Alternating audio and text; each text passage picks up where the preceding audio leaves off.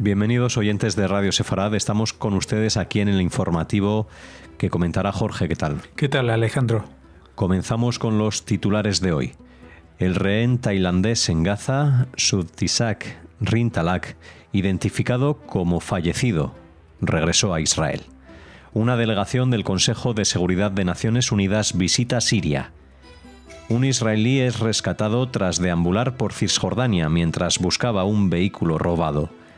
Dinamarca presenta un plan de unos 16 millones de euros para combatir el antisemitismo. Una charla histórica sobre los judíos en Mallorca cancelada por sionista y de derechas. Estos son los asuntos que les invitamos a escuchar en este informativo de Radio Sefarad. El rehén tailandés en Gaza, Sudtisak Rintalak, identificado como fallecido, regresó a Israel. Israel señaló que la familia del secuestrado, así como el embajador tailandés en Israel, expresaron su agradecimiento por los esfuerzos de Israel para devolver sus restos, que fueron regresados este miércoles.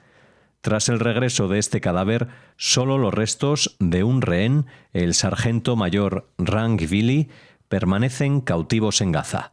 La oficina del primer ministro israelí concluyó que la organización terrorista Hamás debe cumplir sus compromisos con los mediadores y devolverlo como parte de la implementación del acuerdo. Israel no cederá en este aspecto y no escatimará esfuerzos hasta que regrese a Israel. Bueno, con este regreso de casi el penúltimo cadáver, pues estamos todos a la espera de que pronto se hallen los restos y sea devuelto el sargento mayor Ran Gvili. Y esto también supondría, 2 meses después, el final de esta primera etapa del plan de paz de Donald Trump. Y entraríamos en una época que creo que va a ser complicada, porque allí tendría que darse el caso del desarme completo de Hamás. Algo para lo cual se ha hablado mucho, pero jamás se ha resistido a siquiera aceptarlo después de haber firmado el acuerdo. Hoy en día la zona donde está Hamás controlando a la población en la mayor parte de las ciudades de la franja, pues todavía hay muchas armas en posesión de los comandos del grupo terrorista y la verdad que esta segunda etapa se antoja bastante difícil. Ya saben, porque lo hemos adelantado incluso ayer, que hay movimientos también en otros aspectos del plan de paz, como la salida de gazatíes con rumbo a otros países o a atenciones médicas por ejemplo en Egipto o en otros países a los que puedan viajar, una cierta apertura en las zonas controladas por Israel, pero claro, primero hay que acabar con esta etapa y falta todavía este cadáver que completaría los 251 que estaban en los 251 secuestrados entre vivos y muertos que todavía conservaba Hamás. Una delegación del Consejo de Seguridad de las Naciones Unidas llegó a Siria en la primera visita que realiza al país apenas días antes del primer aniversario del derrocamiento del gobernante de larga data, Bashar al-Assad. La delegación llegó a través de un cruce fronterizo entre Líbano y Siria y tiene previsto reunirse con varios funcionarios sirios y miembros de la sociedad civil. Poco después de llegar, la delegación visitaba un suburbio de Damasco gravemente dañado. Se espera que los diplomáticos se reúnan con las nuevas autoridades de Siria, incluido el presidente Ahmed al-Sharaa, y visiten el vecino Líbano el viernes y el sábado. Mientras Naciones Unidas trabaja para restablecerse en Siria, el Consejo de Seguridad levantó recientemente las sanciones contra Sharaa, un exyihadista cuyas fuerzas lideraron la ofensiva que derrocó a Assad el 8 de diciembre del año pasado. La ONU ha instado a una transición inclusiva en el país multiétnico y multiconfesional después de casi 14 años de guerra civil. El viaje llega en un momento crucial para la región, para Siria y Líbano, destacando los esfuerzos de las nuevas autoridades hacia la transición en Siria, así como el alto el fuego de un año en el Líbano entre Israel y el grupo terrorista Hezbollah.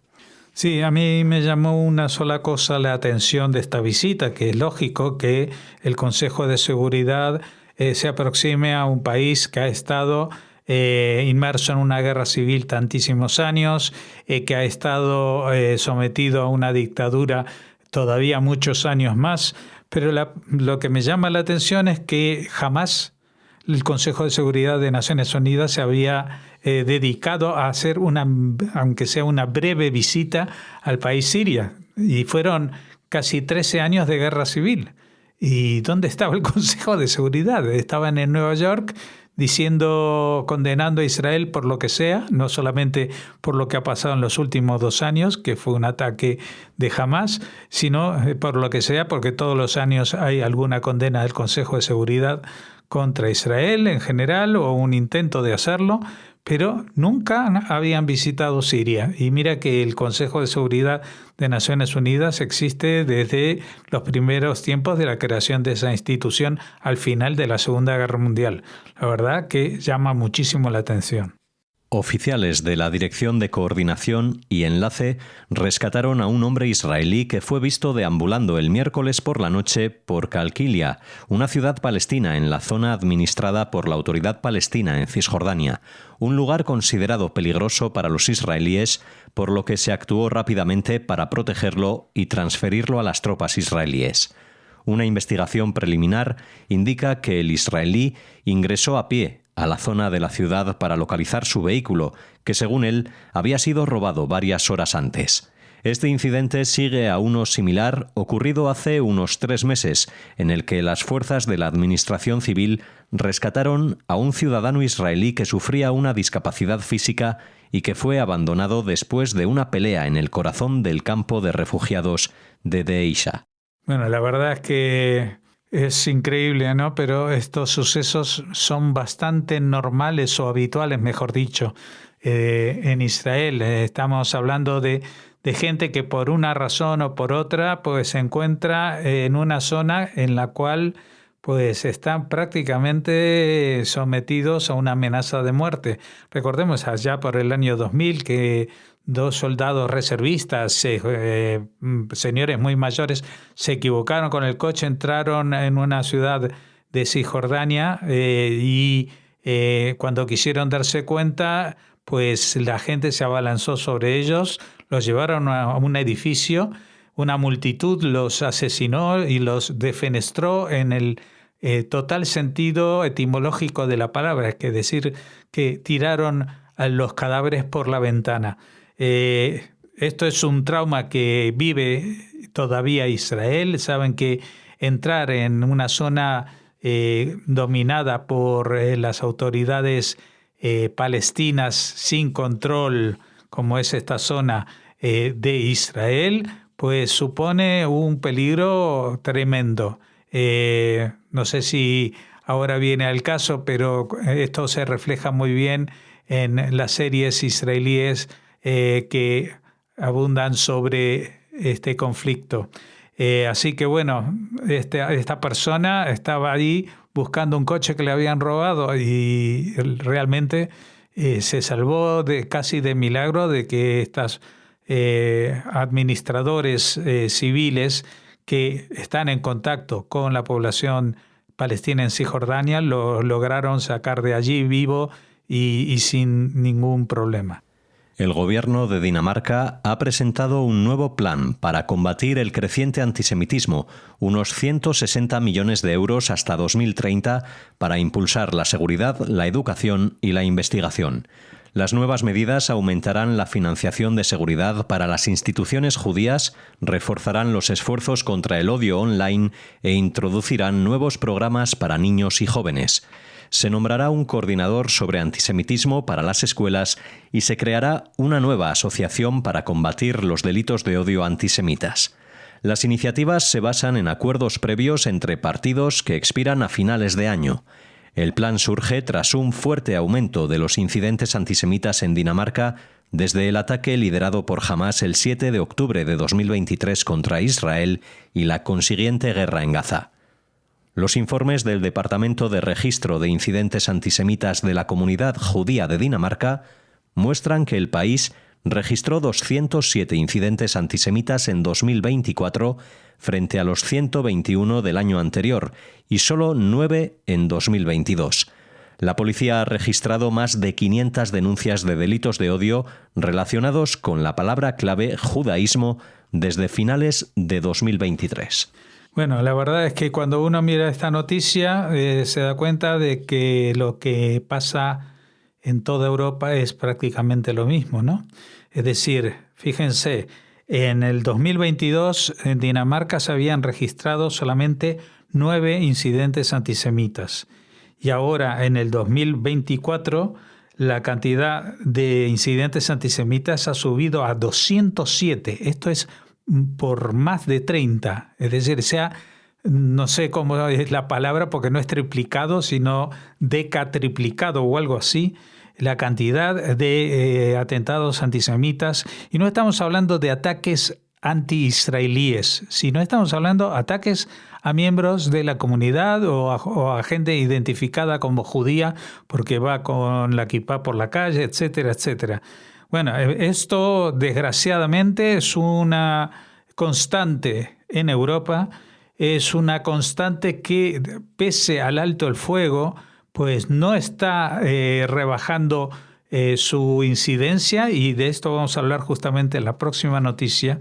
Y vemos que el gobierno de Dinamarca ha puesto en marcha este plan, un plan que esperemos que pueda contener esto que está sucediendo. En España también se ha puesto en marcha un plan, incluso en el propio año 2023, es decir, unos meses antes de que estallara esta guerra, pero los resultados no han sido para nada satisfactorios, es decir, se registra un aumento, un incremento también bestial de los incidentes antisemitas contra los judíos de España.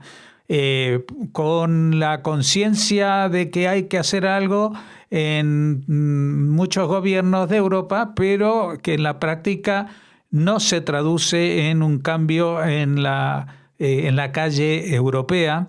Y esto responde, entre otras cosas, porque seguramente son múltiples los factores, a que los gobiernos de los países de Europa no siempre están alineados en la misma dirección que los planes que apoyan e incluso promulgan. Es decir, que a veces se pone en marcha un programa contra el antisemitismo en la educación, que esto que lo otro, pero luego los políticos dicen y hacen cosas que provocan reacciones que pueden calificarse muchas veces de promotoras del antisemitismo.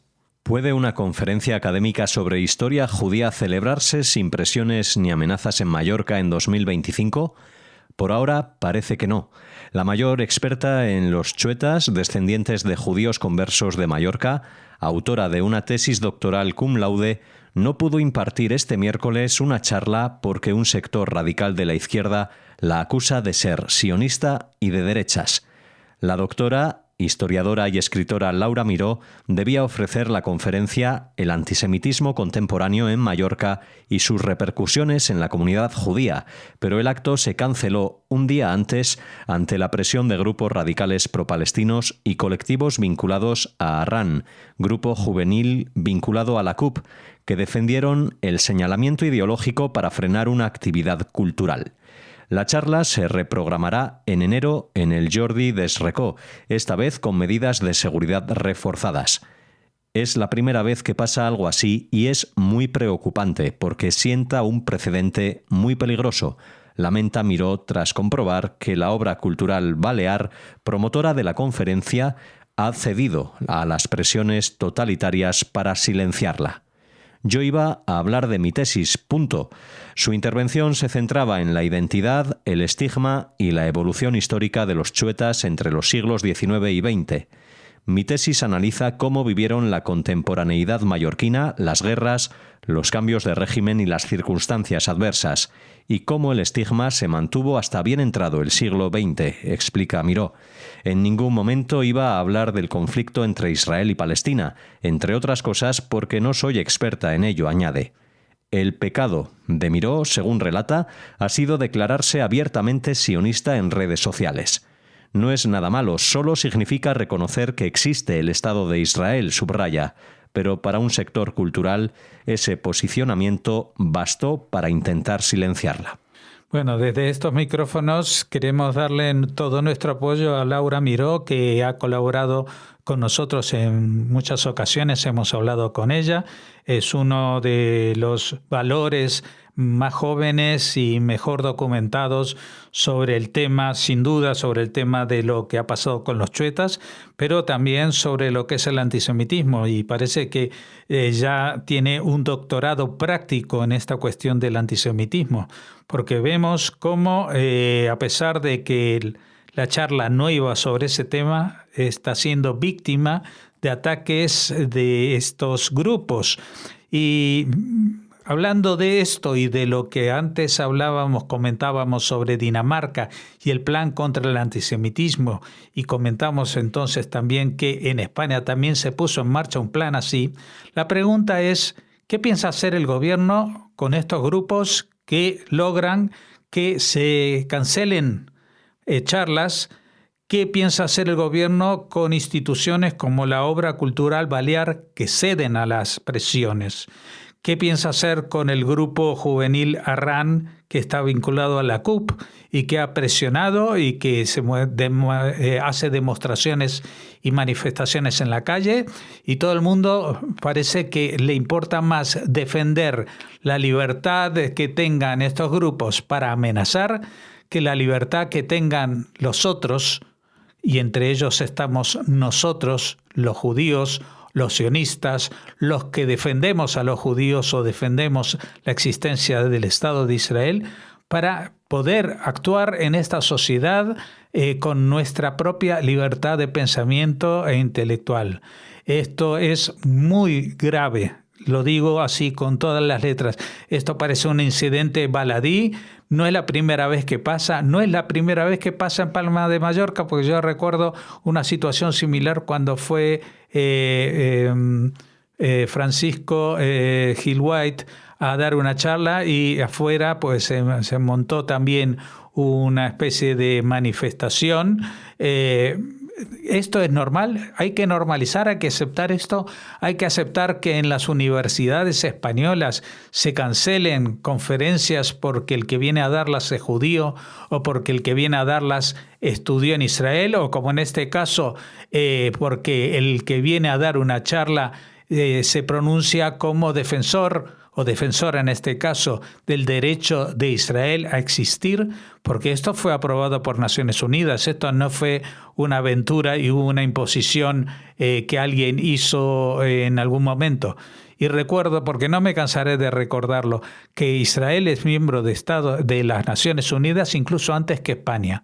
O sea que el derecho que tiene Israel a existir es el mismo que tiene en muchos otros países que tardaron mucho más tiempo en ser reconocidos por el resto de las naciones como suficientemente independientes para ser acogidos en el seno de las Naciones Unidas.